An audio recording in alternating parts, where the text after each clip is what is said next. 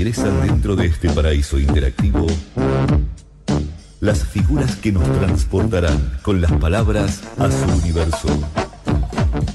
Ahora sí, nos trasladamos a la sala 5, 6, 7 del Museo Emilio Carafa y que bueno, que desde ya estamos invitando en cierta forma a todos los oyentes que nos están escuchando a disfrutar de esta muestra que plantea el fútbol, pero a través del arte. Y tengamos en cuenta que el fútbol es un fenómeno social, cultural, sí, que nos avasalla, que avasalla a la sociedad. Y esto lo digo en el buen sentido, y también está su parte negativa, que lo vemos en los noticieros o lo vemos reflejado en los diarios, con respecto a la violencia, digamos.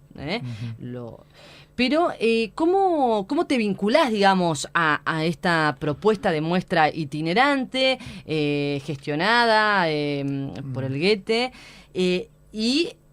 bueno, plasmás tu serie, La costura invisible, que ahora sí vamos a hablar también de ese trabajo? Sí, esto surge por una invitación de un curador alemán que se llama Alfons Zug, a trabajar sobre el fútbol, porque él venía pensando esta muestra. Entonces me invita y yo decido como mirar concentrar la mirada en estas mujeres que son las que hacen las pelotas de fútbol en Argentina, en Belleville más precisamente, que es un lugar donde se inventó la pelota sin tiento, se inventó la válvula que suplantó al tiento, y entonces en 1931, se inventa mundialmente la pelota de fútbol que se usa. Discúlpame, Gabriel, participan más de 20 artistas. ¿Vos ya esto lo tenías? ¿Ya este trabajo puntual, digamos? No. Él me invita y yo ahí empiezo a trabajar. Ah, bien. Él me invita a trabajar sobre el fútbol.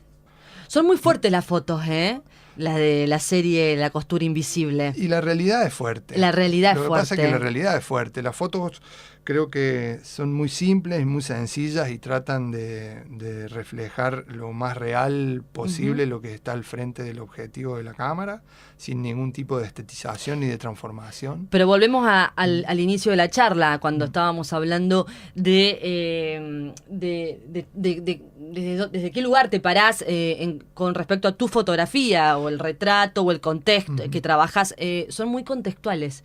El contexto es muy cruel. Y lo que pasa es que el contexto es muy importante. Ahí está la historia. La historia pasa en que son mujeres que hacen pelotas de fútbol, que es básicamente un deporte masculino. Sí, masculino, y vos fíjate. Y lo hacen mujeres y las hacen en ese contexto, que son sus casas, sus espacios, o en la calle misma, donde trabajan a la sombra de un árbol, ¿no? Ese es su contexto. Entonces yo tomé la decisión de no intervenir estéticamente sobre esos lugares, sobre esa imagen, sino que tratar de resolverla lo más real posible, lo más parecido a lo que vemos. Exacto. Sin ningún tipo de transformación, porque la sorpresa está ahí en la realidad misma, en este caso. Y es una antítesis realmente a lo que es el negocio del fútbol.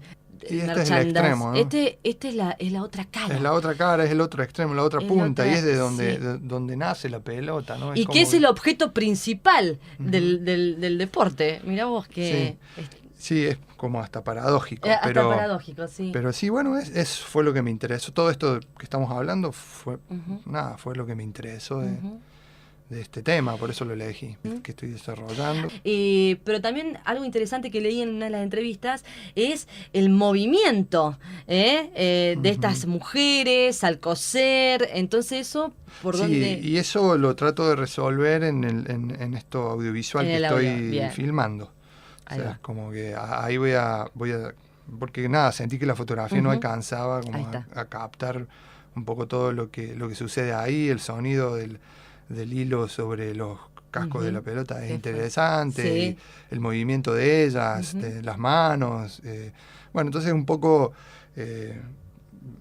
motivado por eso es que estoy filmando. Es una propuesta para reflexionar, para debatir inclusive esta muestra. Justamente como vos decías, estas dos caras que vemos del negocio, de lo que es realmente el fútbol, que es un negocio. Y un juego. Y un juego.